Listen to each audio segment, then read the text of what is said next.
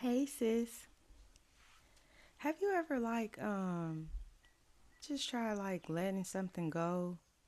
Just trying to let go of something, but it still just felt so heavy. Like maybe you told yourself I don't want to hold this anymore, or maybe this is hurting, but I just cannot hold this and bear this.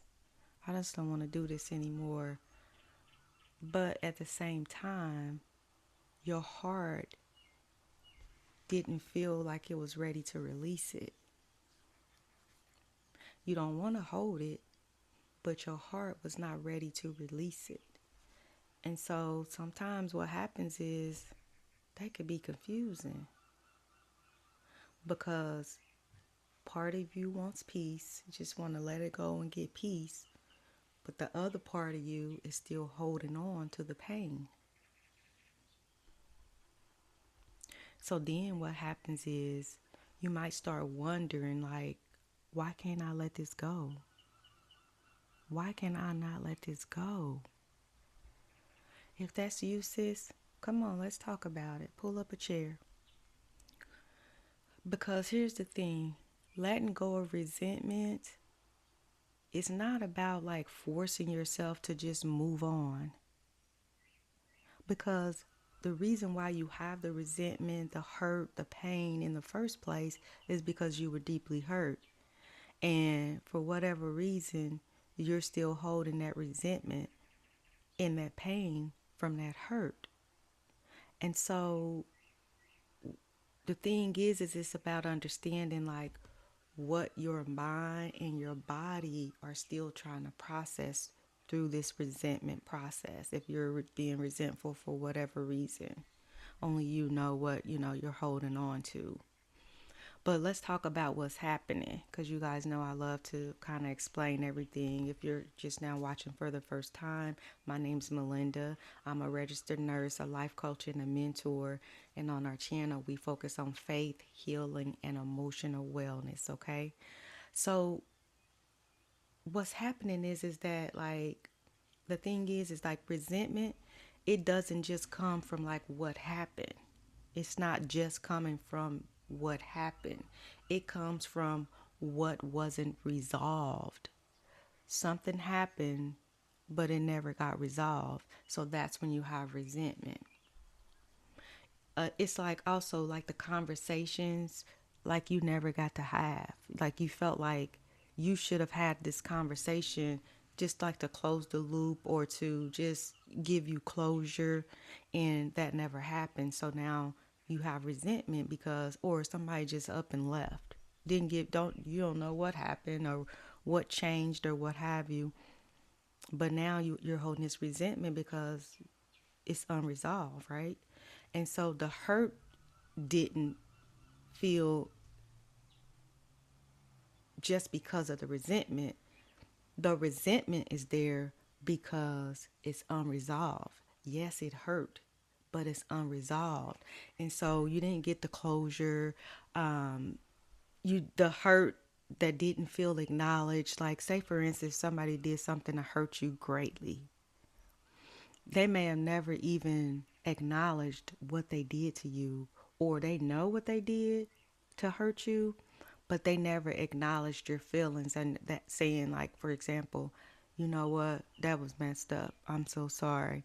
Even admitting sometimes, I wasn't myself and I don't know why I did that and that was wrong. You of all people didn't deserve that.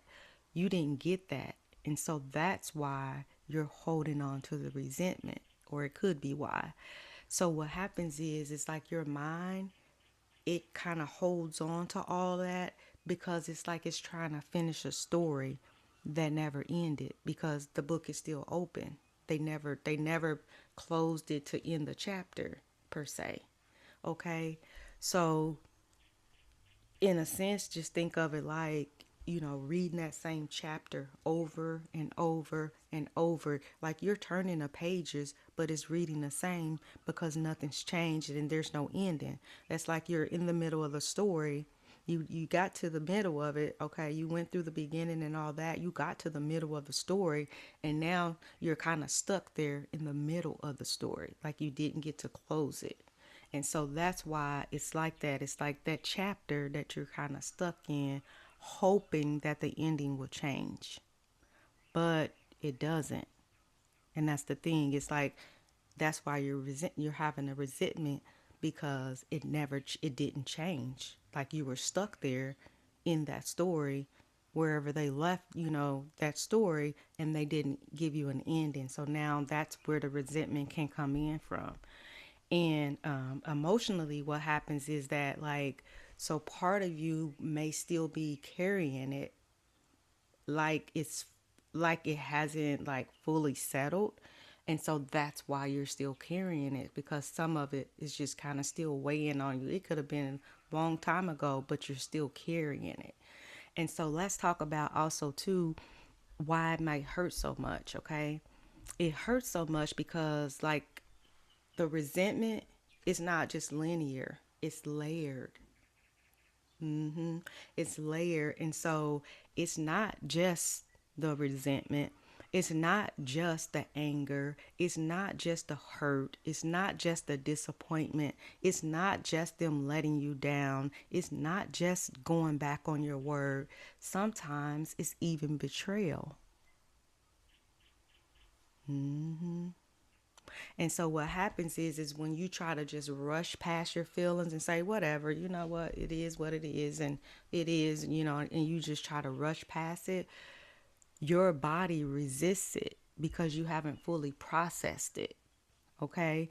And so it doesn't mean like you're weak or anything like that. It just means that you did not ever finish processing it. And so that's why your body holds on to it.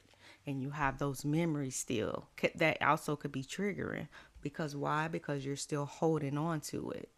And so let's talk about now though, like, how do you even begin to start letting this go without forcing it though, okay? So letting go starts with being honest, like honesty, not pressure, just flat out honesty. Instead of saying things like, you know what, I just need to get over this.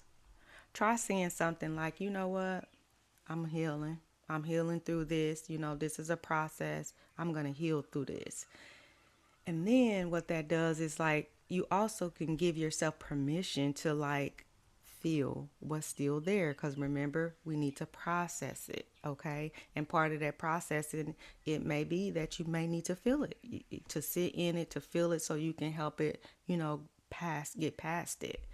And so you want to allow the emotion to come, and so you can process it instead of suppressing it, because suppressing it is just going to move, like you're still going to be holding it. Okay. And so you could also begin to, like, release the weight in, like, small ways too. For example, if you like writing or journaling, you can kind of journal how you feel. You can acknowledge what hurt you without minimizing it, meaning don't just say, okay, it is what it is, when, one down, another one to go, or the next. No, you really was hurt by that. So just go ahead and acknowledge that, yeah, that hurt me, but I need to heal through this, and then so I can move on. Okay. And then you also want to create space from what continues to trigger you. So, like, if you were hurt by a person or whatever, or a situation or a group of people or whatever, kind of create you a little bit of space so you can try to heal, so that it doesn't keep opening that wound and keep triggering you over and over and over again until you can get, like, healed. Okay. And most importantly, though, stop measuring, like, healing by, like, a timeline, because it just takes time. And so it could be a little bit at a time. You don't have to jump like high, like Superwoman and all that. Just allow yourself to kind of heal through the things that are going on, and the resentment and the pain. Because healing is not a race, okay? It's a process. So just keep that in mind. And also, just, remember this too, because there's scripture that says, "Be still and know that I am God." And also, He is close to the brokenhearted. So, like, He knows everything that's going on. He knows the beginning and the end. He's always close to the brokenhearted. Okay, so He knows what's going on. So, just kind of be still a little bit, allow yourself to feel, allow yourself to heal, so that you can begin, moving forward a little bit at a time on whatever is going on, that resentment. Okay. And sometimes it still is not just about, so the stillness is not about like just doing nothing. Okay. It's also not about forcing what's not ready to get healed yet, because remember, you have to acknowledge it first and then be ready to accept, okay, I'm ready to talk about it, I'm ready to release it, and then you start your healing process. Okay, so don't rush yourself. God's not rushing you.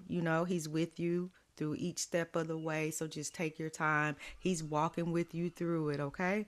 And so even the parts that feel heavy.